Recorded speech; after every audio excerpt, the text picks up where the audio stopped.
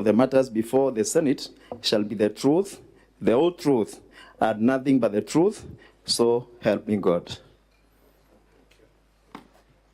Thank you, Mr. Speaker, sir. Mr. Witness, kindly introduce yourself for record purposes. I am Nicholas Kenya Josephat, others referred to as Kenya Muna, elected member of County Assembly representing Nyaki East. The County Assembly of which county? Meru County. Thank you. Mr. Nicholas Kenya, have you read the motion for impeachment? Yes, I have. That is before the Senate. Exactly.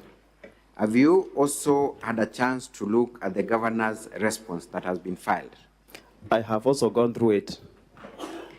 Have you filed an affidavit in support of the response by the governor? Yes, I have.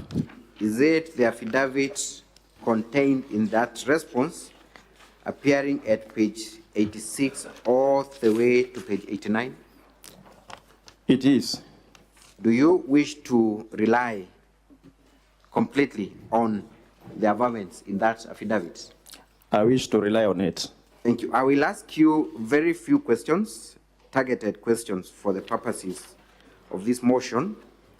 Being a member of the County Assembly of Meru, you are privy to the political happenings in Meru County. Am I right? Very right. It has been said that the governor of Meru has been unable to work with any of the elected leaders, specifically members of County Assembly. Is that your position? It is not my position. Has the governor been able to work with members of County Assembly of Meru?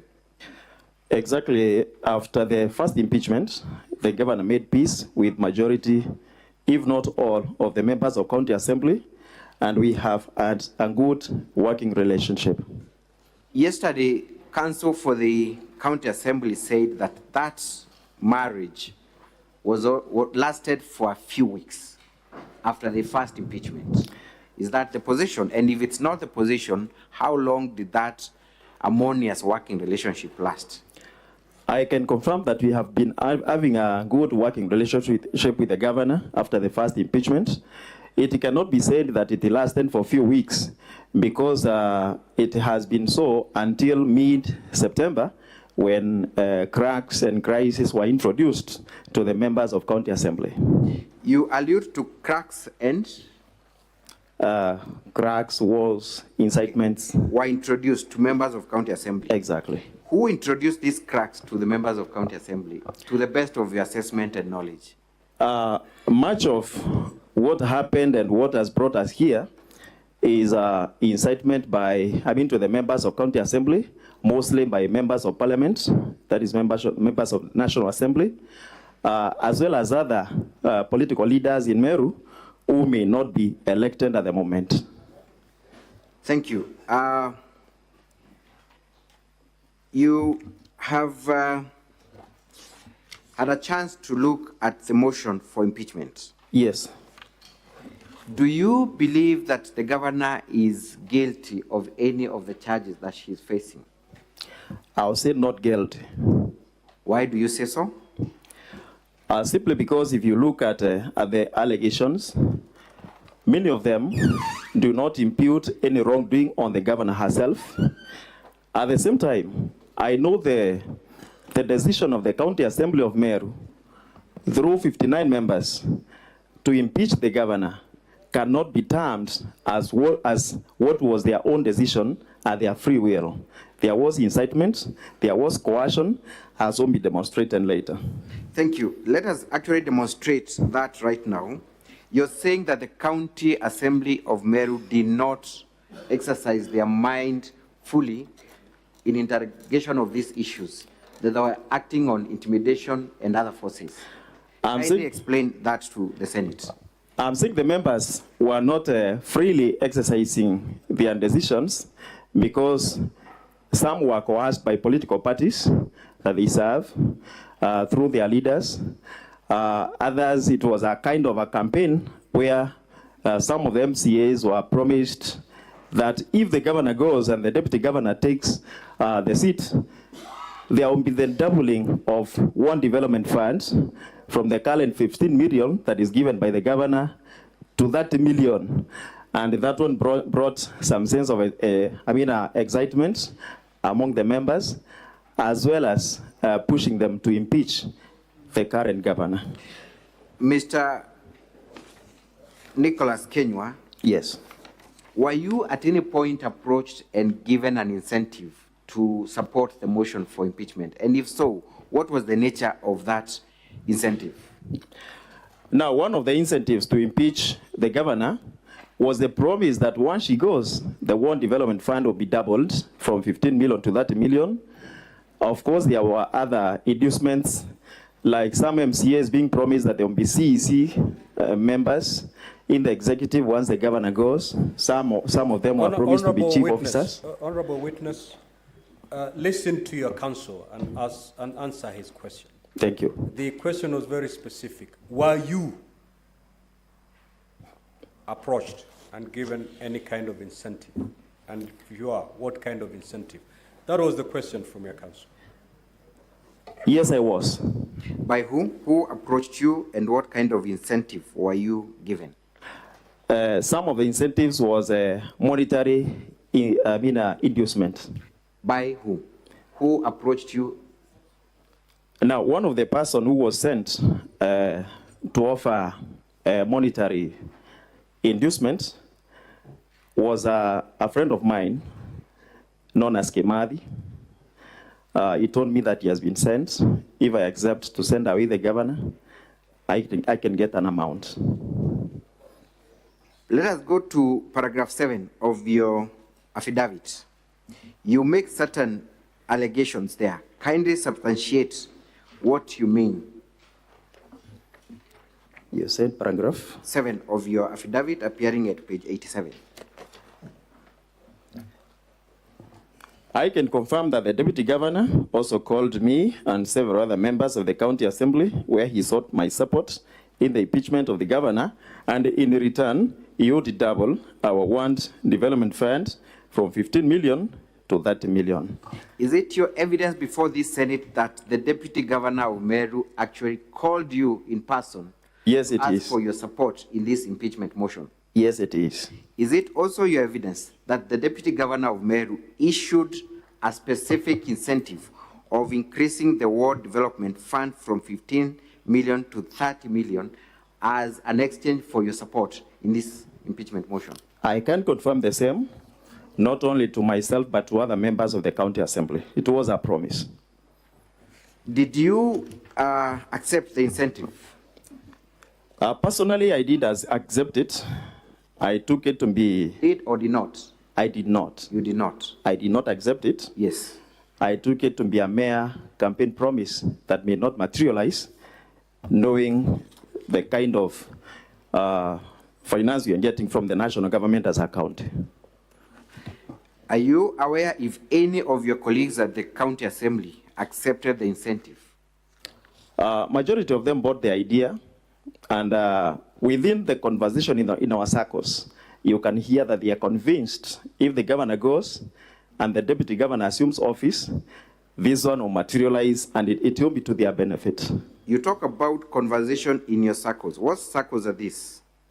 Normally, you know, we have formal and informal talks as members of the county assembly. We are friends with some of them, and so that's what I mean by circles. Let us go to the issue of threats, because that is about the incentives. Are you aware of any threats that were issued for people who were not in support of the impeachment? Many members of county assembly, once they offered to resist the move to impeach the governor, were threatened to be de-whipped from their political parties, to be removed from the House committees, and they didn't. We have two who were removed from those committees as a result of their stand not to impeach the governor. Who were these two that were removed and whipped? One is Honorable Frinda Naitogi Tobu, who is a nominated member of UDA. The other one is Ruth Kananu, who is a nominated member of Devolution Empowerment Party. Has Honorable Naito sworn an affidavit to support those allegations? Yes, she has. Have you seen that affidavit? Yes. Is it the affidavit contained in the governor's response, a smaller booklet? Are you able to trace it from your booklet? I'm looking for it.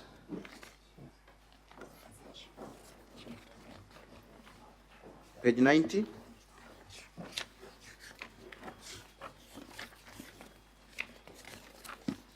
Yes, I'm there. Page 90. Is that the affidavit of Honorable Frida Naito Getobu? Yes, it is. Does it confirm that she was de-whipped for lack of support of the impeachment motion? Yes, she has confirmed via her affidavit. Who was the other member that you are aware of that was de-whipped? Ruth Kananu, nominated member of Devolution Empowerment Party. Do you have any document to show that that happened?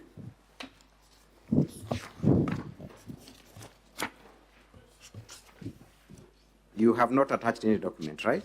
No document attached. But that is your testimony that indeed she was also de-whipped. She was de-whipped. Let us go to my last question. Actually, second last. So then you did not vote for the impeachment of the governor? I abstained. You did not? But You abstained? I abstained. Were you in the floor of the House when this motion was being discussed and voted? I wasn't present. You were not present? Yes. Why were you not present in the floor of the House? Now, the moment it was well known that me and some other 9 members, making it a total of 10, would not impeach the governor or vote for the impeachment motion, the atmosphere was highly charged outside the precincts of the county assembly. There were some goods that were under instructions not to let us in, and when one of us attempted to get there, that is Honorable John Moguna Thurandira, he was seriously assaulted at the gate of the county assembly of Meru. And that one instilled fear to the 10 of us not to get into the county assembly of Meru on that particular day. Thank you. Let us go to the last question. There was a ceremony that took place at Nchero where members of county assembly were in attendance. Yes. And were hosted by the Njorincheke. Yes. Do you know what transpired in that meeting, and do you know what dates those were? The meeting was first fashioned to be a tree planting exercise where the whole county assembly was invited. Majority of the county assembly members attended the meeting, but it turned out to be an oathing ceremony where the members of county assembly were threatened with dire consequences in case they never accepted to impeach the governor of Meru. You talk of dire consequences, and I believe you are fluent in the Meru dialect, right? Yes. That oath was administered in the Meru dialect? It was. What were the specific threats of dire consequences for those who withdraw support for the impeachment? Now, the members were summoned in front of that gathering, and one of the Njorincheke elders was heard telling them, "Oreo kumenya agachoka na nyuma, oreo kumenya agachoka na nyuma, akeja kunywa muma, kana akeja kiri ontobobo." Meaning, if you know as a member that you retreat from this cause, then you should not be part of this. And then the members, an oath was administered. And you know, majority of the members of county assembly are not members of Njorincheke. Maybe they would fear the consequences because they don't know much about it. And that was one of the elements of coercion in this impeachment process. At this moment, I would like you to look at one of the videos, KMV7. Kindly, can we play KMV7.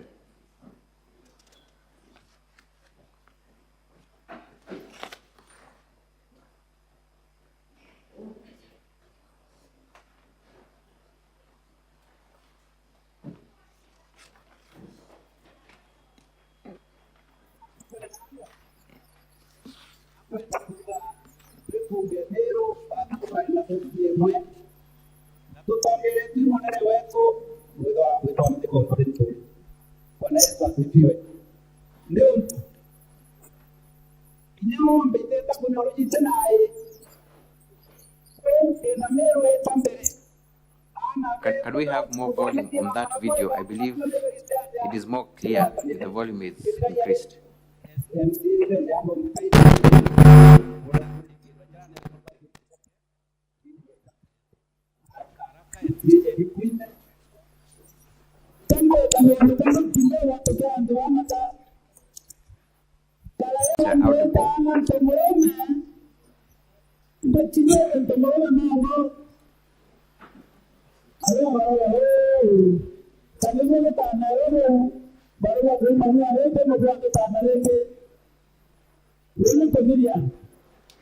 Can we pause for a moment that video? Kindly let's pause. Yes, so Mheshimiwa, Yes. you have seen certain people in that clip. Yes, I have. From the county assembly so far, who have you identified? There is a Speaker of the County Assembly of Meru, Honorable Ayubu Bundi, and some members of the County Assembly as well. There is a story one of the gentlemen is giving about a woman. Yes. In 2 minutes, kindly explain what that story is about. Now, the elder is explaining to the members of County Assembly that a long time ago, the circumcision of men was a woman. And the woman would literally sit on the men. And I think that was a language that was being brought, to targeted to the governor. That is, they wanted the members to understand that the governor is literally sitting on men in Meru County. Let's proceed watching the video kindly.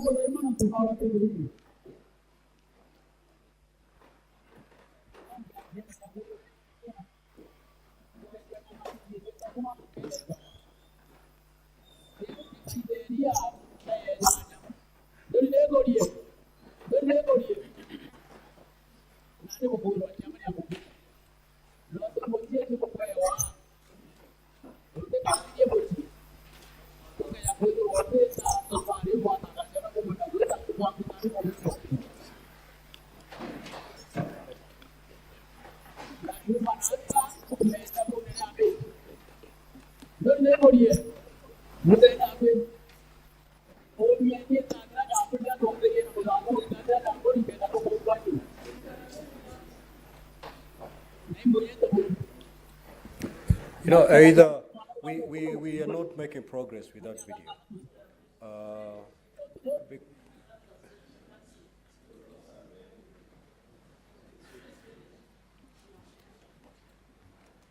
Kindly proceed and tell us what is being said. Now, the elders, after summoning the members of County Assembly in front, The elder is telling them that How many members of the county assembly can you count approximately from the group that is there? I can approximate that they must have been over 40. Or 40? Yes, That's the majority. it is. Thank you. So what is the elder saying? They are being told, if you think you will retreat from this course, by the course you mean the impeachment of the governor, then you should not come for the whole thing, simply because a curse will accompany you and your family, and you forget about the Meru leadership. Thank you. In your own assessment, did that amount to instilling fear among members of the county assembly to support the impeachment motion? It was conducted on 14th of October 2023. Am I right? Very right. By this time, the mover of the motion had not introduced the motion in the House. The mover had not introduced the motion, and the motion was not even known by its content to the members of the county assembly. So it is your testimony that these members were being asked to support an impeachment motion that they had not seen. They were being mobilized so that by the time the motion comes, they will be ready to impeach the governor. And the oath was for them to take a stand even before Yes, the contents of the motion were known. they were being mobilized in advance, even before the content of the motion was explained to them. That's all for this witness, Mr. Speaker, sir. I leave him for cross-examination.